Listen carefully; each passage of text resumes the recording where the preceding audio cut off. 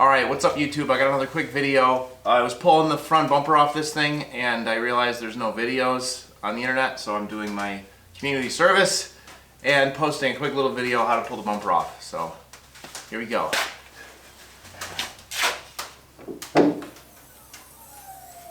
So the first step, once you get the hood open, there's going to be 4 little plastic grommet things. They look like this. The heads usually rip off them if you try to pop them out with a screwdriver, so it's really handy to have one of these little pry tools. You can get these at Harbor Freight for really cheap.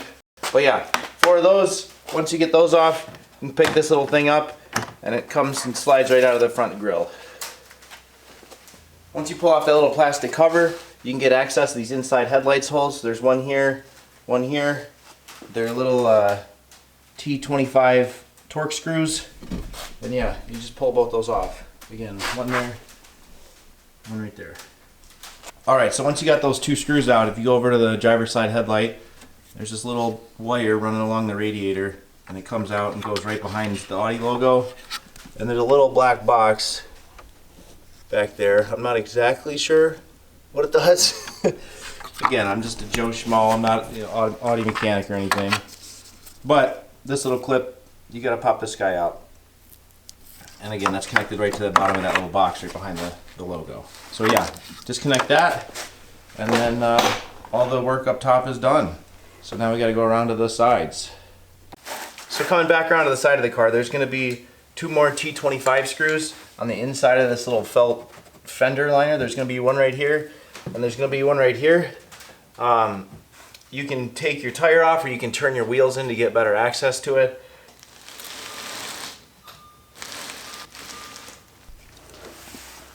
Alright, this might be a little hard to show on camera, but once you get those 2 little screws off the inner fender, you can pull this little cover back, and there's going to be 2 10mm nuts right here. Now you don't want to take those all the way off, you just want to back them off to where they're flush with the end of the bolt.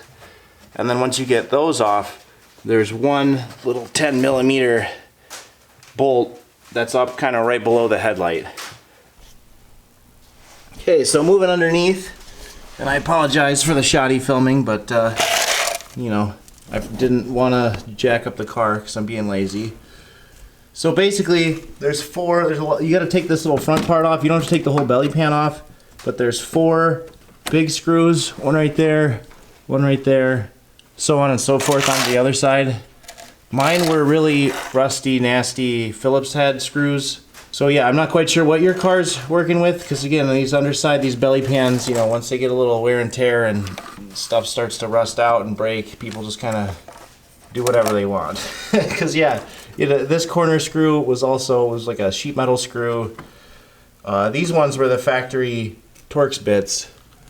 But yeah, so basically, sorry for the rambling, there's 4 bolts underneath this little front belly pan part. And then there's these other little bolts connected to the white part of the bumper that you got to pull off.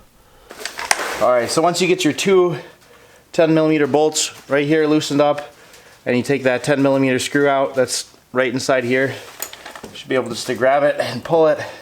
Feels kind of weird. It feels like you're going to break it, but you're not. It's just kind of how it works. So yeah, just pop it off, and there you go. Your bumper should be free.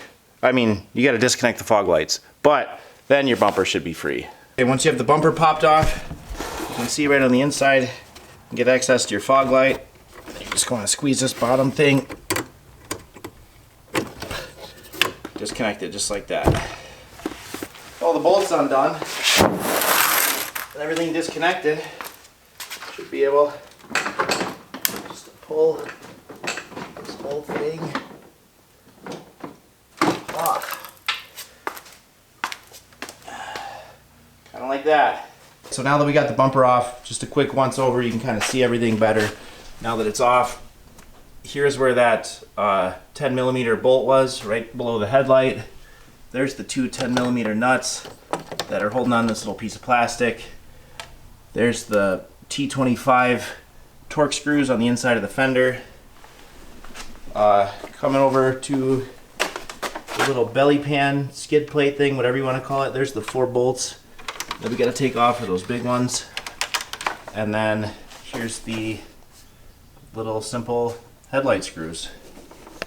So now the bumper tutorial's over. Reason I pulled it off is put this thing on. This is a RS style grill. It's gonna make the Allroad look a little more sporty. So that tutorial begins right now. So the first step in the swap, I mean, obviously after you get the bumper off, this crash bar right here, that needs to be painted black, okay? People say it's optional, but I mean, look at that. That's what it's gonna look like.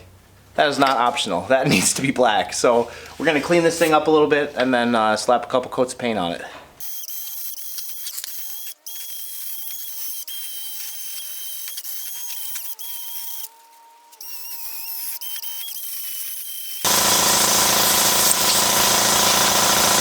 So this step is optional, but I'm gonna mask off the headlights just because I don't want any overspray or anything going on the headlights.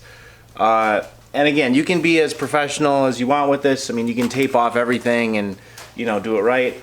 I'm just gonna put this behind here and then use another piece of cardboard to, you know, hit the problem areas. I'm gonna be primering it with some of this Raptor primer. It's left over from the van project. So yeah, we're gonna put a coat of this on, let it dry, put a coat of flat black paint on, let it dry, and then possibly Plasti Dip over the top. We'll see how ambitious we're feeling, but yeah, that's the plan.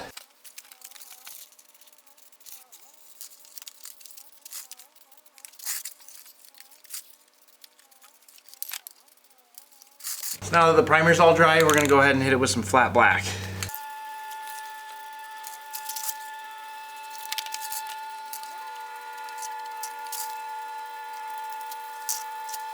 Alright, so it's day 2.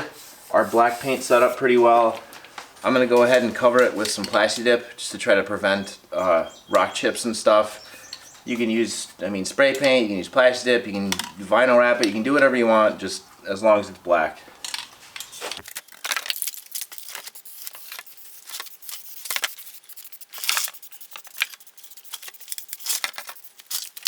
So besides the grill, I also got these little inserts. You can find these things all over the place on eBay and Amazon for dirt cheap. But they basically just replace the little insert around the fog light with that same honeycomb pattern. These are super easy to replace. So back here on the inside of the bumper, you'll find the fog light assembly right here. And on the inside there's just this one little simple tab. All you do is pull this in and then the whole thing just pops out. Easy peasy. Just like that. Then to put the new one on, you got these 2 little locking tabs. This one little clip in here. So you just put these guys in here, like that. Push the front end in, it'll clip in. There you go, couldn't get any easier than that. Alright, so onto the main part of the grill. On the inside of the grill, there's this little styrofoam pad. There's no actual physical bolts or anything holding this in place. There's just these little plastic tabs. You just kind of bend these guys around and this thing should pop right out. There's 2 on the bottom and 2 at the top. Pop the bottom off first and the top should just slide right out. Alright, so with that out of the way, we got, what is that, like 20 more T25 screws we got to pull out.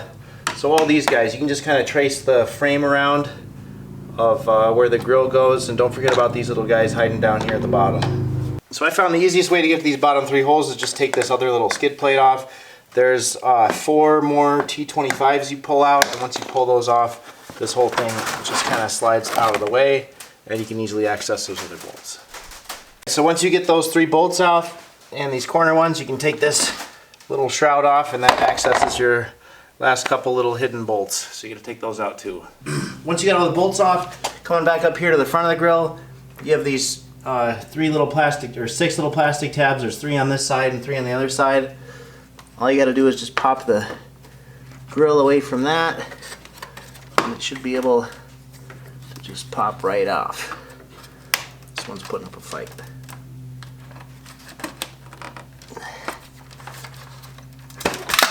There we go, and then the top's free. Once you have those 6 little plastic tabs free at the top, you can come down here and there's 4 more little plastic tabs you gotta pop out. So I was struggling trying to pop these little tabs off, and there's a little plastic stopper in the way so you can't push these prongs down. And I ended up just cutting them off because I'm not reusing this part of the grill anyway, so you just slide underneath it with a little pair of wire snips and you should be able to cut through that little thin plastic. And that way these things will move down and you can just pop them out of the way. Once those are all popped out of the way, come on, squeeze them in, and then this whole grill assembly should just pop off. With the old grill off, we just do the same thing, but backwards. So the first step is we'll pop this guy in place, line up those little tabs.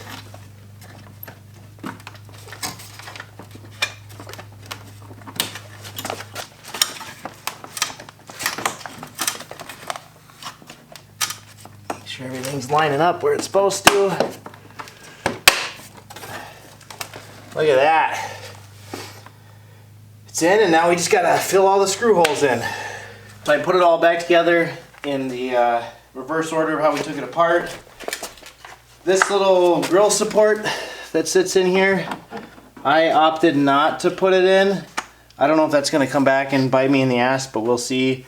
But I am gonna take out this little guy, and then we'll just hide this inside the engine bay somewhere. So, all right, so that little plastic piece, I'm just gonna go ahead and cut these zip ties. Pop this off. We'll just route this back into the engine bay and find a nice safe spot for it. Sort of like that.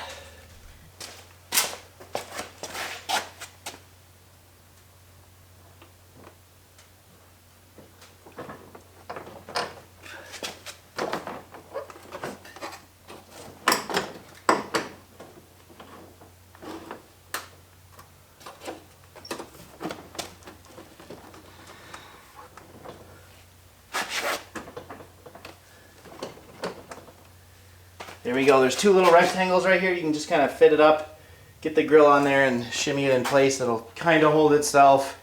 Then you can walk around and start popping everything else on and making sure it fits. Alright, so just make sure this is down underneath the headlight, and then you want to squeeze this up so it's sandwiched in between the plastic clip. And it should just squeeze right in where it needs to be. Now we just tighten everything up and we are all good. Alright, so this is the finished look. I think it looks pretty slick.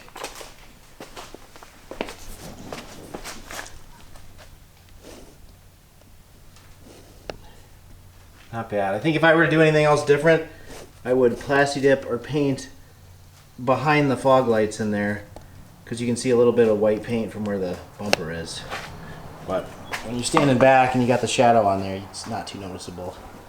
But yeah, I'm happy with it. I think it's pretty sweet looking. Now we just gotta make it faster. Alright, hope you guys enjoyed the video and found it helpful. Most of my videos are dedicated to that big old camper van back there, but nobody seems to care about those. So trying to stagger it out, trying to get monetized, trying to get somewhere. So trying to do more of these how-to videos. Hope you enjoyed it. We'll see how it goes, and yeah, please subscribe and like it.